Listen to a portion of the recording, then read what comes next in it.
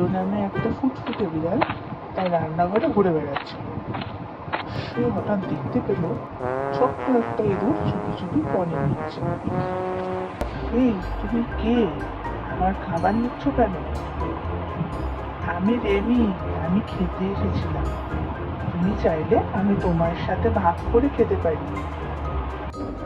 মিলো একটু অবাক হলেও তার মনে হলো এই ইঁদুরটা একটু আলাদা। মিলো হঠাৎ রেমিকে তাড়া দিল, পুরো বাড়ি দৌড়াদৌড়ি। কিন্তু হায়, সেটা গলার কোষে পিছলে ধুপ করে পড়ে গেল গাছের টবের উপর। রেমি বলল, মিলো, তুমি ঠিক আছো তো? মিলো কষ্ট করে উঠে পড়লো, হ্যাঁ, কিন্তু তুমি তো পালিয়ে যেতে পারতে, ফিরলে কেন? রেমি, বন্ধুকে কষ্ট রেখে কেউ পালায়? রাত হলো, আকাশে চাঁদ উঠেছে। তারা দুই বন্ধু উঠোনে বসে পনির, বাদাম আর মাছ ভাগ করে খাচ্ছে। মিলো বলে উঠল, তুমি সত্যি অদ্ভুত রেমি, কিন্তু খুব ভালো। রেমি বলল, তুমি তো বিড়াল, আমি ইঁদুর, তবু আমরা খুব ভালো, অদ্ভুত একরকমের বন্ধু হয়ে গেছে। হঠাৎ একটা বিশাল কুকুর ছুটে এসে রেমিকে তাড়া করলো।